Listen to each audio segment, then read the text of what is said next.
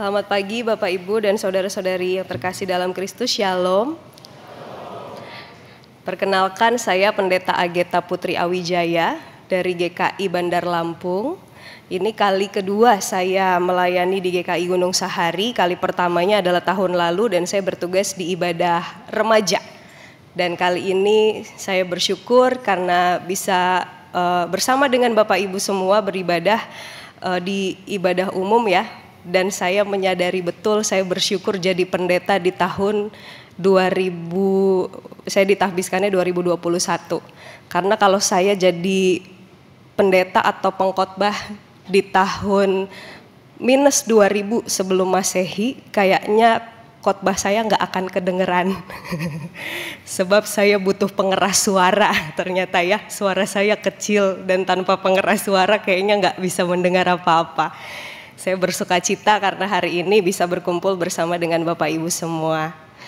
Hari ini kita mau merenungkan sebuah tema yang mungkin buat sebagian orang ini tema yang kesannya sederhana karena sering kita lakukan. Tapi mungkin buat sebagian orang yang lain ini membuat kita sering gugup ya, deg-degan. Yaitu berdoa. Ada di antara kita yang kalau diminta untuk berdoa malah temennya kita suruh jadi stand up komedian gitu.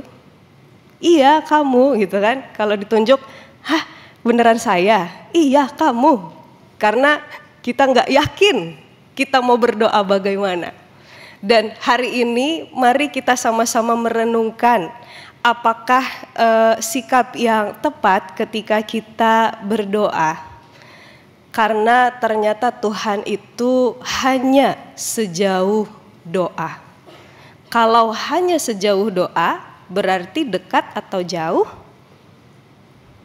Kalau kita berdoa, kita mesti kemana dulu? Ke Yerusalem dulu? Enggak ya? Saat ini dan di sini juga kita bisa berdoa dan benar. Kita bisa menemui Allah karena Allah sangat dekat, yaitu di dalam doa kita. Dan kalau kita merenungkan dengan segala kegugupan kita ketika berdoa atau ketakutan kita ketika berdoa. Apakah selama ini jangan-jangan menurut kita tidak semua orang bisa berdoa atau boleh berdoa? Ada nggak orang di dunia ini yang menurut kita tidak boleh berdoa? Berarti semua orang bisa dan boleh. Kalau kita disuruh doa mau nggak? Berarti mau semua ya. Bapak Ibu Penatua tolong ditugaskan buat yang mengangguk-ngangguk. Iya, dan seringkali hal-hal yang membuat kita takut berdoa itu karena kita membayangkan kalau doa itu mungkin satu ada rumusnya. Jadi kalau kita salah rumus, takutnya doa kita itu dianggap salah sama Tuhan. Jadi kita takut. Atau kita membayangkan doa itu kan harus indah gitu ya. Sehingga doa itu ada seninya. Sehingga kalau kita nggak sempat merangkai kata yang bagus, atau kita merasa deg-degan sehingga doa kita berantakan, kita berpikir kayaknya hari ini jangan saya dulu deh, boleh nggak orang lain dulu yang berdoa. Atau seringkali kita merasa doa itu ada syaratnya. Dan ketika kita merasa sedang tidak memenuhi syarat atau tidak layak, kita jadi urung untuk berdoa. Dan itu semua mencerminkan ketakutan-ketakutan kita ketika kita mau berdoa kepada Tuhan.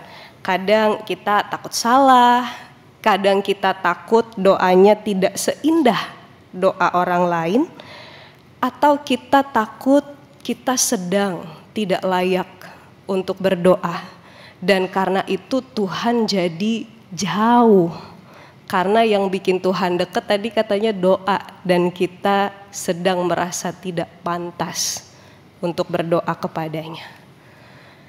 Namun hari ini ketiga bacaan kita memberikan kita peneguhan dan kekuatan. Bahwa seperti jawaban Bapak Ibu di awal tadi, sebenarnya tidak ada orang yang tidak boleh berdoa di dunia ini. Karena kalau kita takut salah misalnya, emang hukuman salah berdoa itu apa sih? Kalau kita cari di Alkitab gitu ya, dari Kejadian sampai Wahyu, ada nggak ditulis kesalahan orang berdoa itu hukumannya ini? Nggak ada ya. Adanya doa orang benar, jika dengan yakin didoakan sangat besar kuasanya. Tapi nggak ditulis tuh doa orang kalau salah nanti Tuhan sentil ya, nggak ada. Dan kalau kita melihat di dalam Injil Lukas, kita akan menyadari bahwa sesungguhnya yang butuh rumus doa itu bukan Tuhan, tapi kita yang berdoa. Tadi kalau kita memperhatikan tulisan untuk berdoa ini, ajaran untuk berdoa dari Tuhan Yesus ini munculnya dari permintaan para murid. Karena mereka melihat Yohanes itu murid-muridnya punya doa khusus. Terus kemudian pengikut Yesus juga kepengen, Tuhan kami juga mau dong diajarkan berdoa seperti pengikutnya Yohanes. Dan doa yang diajarkan Yesus bukan doa yang sulit. Bahkan kalau saya perhatikan anak-anak sekolah minggu itu sudah bisa hafal doa Bapa Kami mungkin dari kelas 1 SD. Dan tentu doa Bapa Kami bukan untuk dihafalkan ya, tapi doa ini mengantar dan menuntun kita untuk memasuki hadirat Allah dan berkomunikasi secara imbang dengan Allah. Jadi isinya bukan hanya kita yang ngomong terus, tapi juga kita memberi ruang buat Allah berkehendak dan berkarya di dalam doa Bapa Kami. Mulainya dengan sapaan memang yang menyadarkan kita bahwa Allah itu kudus, tapi kemudian juga isinya permintaan-permintaan yang jujur. Kita minta diberi makanan yang cukup, kita minta diampuni kalau salah. Jadi kalau doa salah pun gitu ya, ya di dalam doa itu juga kita bisa meminta pengampunan dosa. Dan kemudian juga kita membuka diri karena Tuhan yang punya kerajaan dan kuasa dan kemuliaan. Artinya ada ruang juga buat Allah ngomong ke kita, bahkan menunjukkan kehendaknya ketika kita berdoa. Dan bahasa-bahasa dalam doa Bapa Kami ini bukan bahasa yang wajib kudu harus kita lakukan setiap kali kita berdoa. Tapi kita boleh berdoa pakai bahasa yang sederhana, yang sesuai dengan apa yang mau kita doakan. Kalau kita merenungkan doa yang disampaikan dari hati yang jujurlah, yang dianggap benar oleh Tuhan. Jadi walaupun doanya nggak sesuai rumus, tetapi kalau itu diungkapkan dari hati yang jujur, itu adalah doa yang sesuai dengan apa yang Tuhan kehendaki. Dan kita tidak mungkin dihukum Tuhan hanya karena doanya nggak sesuai rumus. Karena yang bikin rumus adalah kita, bukan Tuhan. Tujuan rumusnya untuk membuat kita mudah merasakan kehadiran Tuhan. Bapak Ibu tentu kalau berdoa pasti lipat tangan tutup mata ya. Masih ingat nggak dulu kakak sekolah minggu siapa yang ngajarin doa pertama kali? Pakai lagu mungkin ya, lipat tangan ya, tutup mata, atau ada yang ibu jari telunjuk dan seterusnya. Kenapa sih kita berdoa harus lipat tangan tutup mata? Itu Tuhan Yesus yang nyuruh apa guru sekolah minggu yang nyuruh? Guru sekolah minggu udah jelas karena yang ngajarin ya. Tapi Tuhan Yesus mewajibkan gak kita doa begini? Tidak, betul sekali. Karena doa lipat tangan tutup mata ini adalah tradisi berdoa yang dibuat oleh manusia. Tepatnya orang-orang Sumeria pada zaman 2000 sebelum Masehi di Mesopotamia kuno yang melihat bahwa kalau budak itu sedang dituntun berjalan, ini budak bukan berarti budak yang dianiaya sama tuannya ya, budak yang dipercaya sama tuannya pun ketika sedang berjalan bersama tuannya, mereka akan diikat tangannya, lalu tangannya akan jadi satu begini, lalu mereka akan jalan bersama dengan tuannya. Jadi artinya tangan yang terlipat ini jadi simbol penyerahan diri sepenuhnya kepada Tuhan. Dan kalau kita sudah begini, ini Tuhan mau nuntun kita kemanapun kita akan ikut. itu artinya berdoa melipat tangan. Karena itu sikap melipat tangan ini menolong kita untuk lebih menyerahkan diri kepada Tuhan, dan itulah yang diajarkan pada kita. Kalau suatu saat kita perlu berdoa dengan membuka tangan, itu bukan salah rumus. Tuhan juga nggak akan protes kalau kita begini gitu ya. Atau kalau kita mau begini juga itu bukan salah rumus.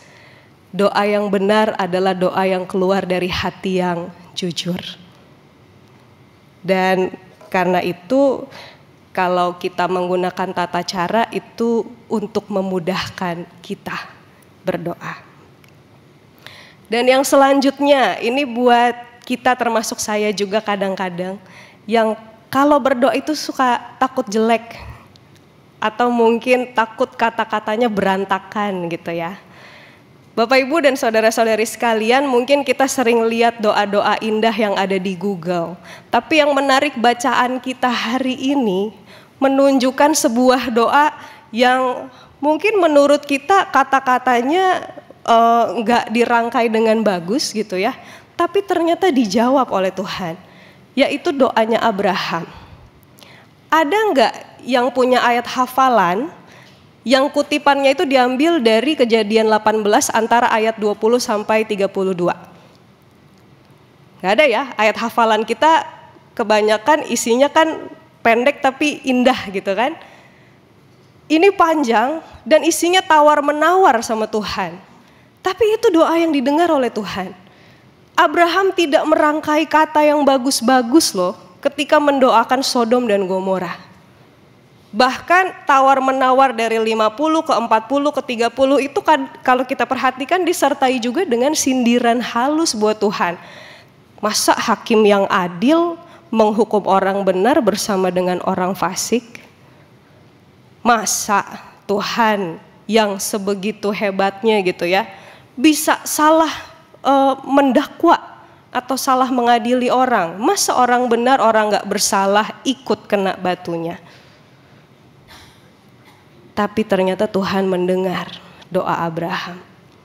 Dan kalau sampai hari ini kita merasa takut untuk berdoa karena kata-kata kita tidak seindah kata-kata orang lain, mari kita ingat doanya Abraham. Doa yang isinya tawar-menawar aja didengar Tuhan. Terlebih doa kita yang kita ungkapkan dari hati, meskipun belum sempat merangkai kata. Dan kalaupun kita merasa doa kita belum layak untuk didengar orang banyak gitu ya, itu berarti kita kurang sering latihannya. Artinya ya lebih sering lagi berdoa supaya kata-katanya jadi indah, dan tidak indah pun Tuhan tetap mendengarkan. Dan kemudian ini untuk kita yang sering merasa takut tidak layak ketika berdoa. Ada kalanya kita mungkin melakukan kesalahan yang menurut kita kayaknya Tuhan gak akan mau mendengar doa saya deh karena saya belum beres dengan yang kemarin. Atau kita masih punya konflik di antara kita dengan orang yang kita kasihi. Seringkali kalau lagi diem-dieman sama pasangan atau sama anak berdoa itu kan gak nyaman ya. Kayak merasa ini harusnya saya beresin dulu baru saya datang kepada Tuhan. Tapi Bapak Ibu dan saudara-saudari sekalian, bahkan ketika kita sangat tidak layak untuk berjumpa dengan Tuhan karena keberdosaan kita, ternyata Tuhan yang turun kok. Ternyata Tuhan yang mengorbankan dirinya dan membangkitkan kita bersama-sama dengan Dia. Bahkan kalau kata Kolose tadi, memakukan surat hutang kita di kayu salib. Artinya segala yang kita miliki yang mungkin membuat kita merasa tidak layak berjumpa dengan Tuhan, itu ternyata Tuhan perjuangkan juga. Sehingga tidak mungkin Ia membiarkan kita terus tidak layak. Karena itu kalau kita merasa dalam pergumulan dan tidak layak untuk berdoa, justru saat itu juga berdoalah. Karena ketika kita berdoa kita akan menemukan kekuatan dan juga jalan keluar untuk bisa menyelesaikan persoalan itu. Jadi jangan karena merasa tidak layak jadi tidak berdoa, tapi karena merasa tidak layak berdoalah, karena Tuhan sedang memperjuangkan kita untuk menjadi layak berjumpa dengan Dia di dalam doa. Tuhan tidak pernah membiarkan kita terlalu jauh darinya, karena sesungguhnya Ia juga Allah yang merindukan kita untuk terus ada dalam relasi dengan Allah. Jadi kalau kita tidak memenuhi syarat, Tuhan berupaya sehingga kita bisa memenuhi syarat untuk berelasi dengan Dia. Dan karena itulah tidak pernah ada alasan untuk tidak berdoa. Karena sesungguhnya Tuhan akan tetap mendengar doa dan memperhatikan doa-doa kita meski kita melewatkan tata cara tertentu. Meski kita tidak sempat merangkai kata yang indah.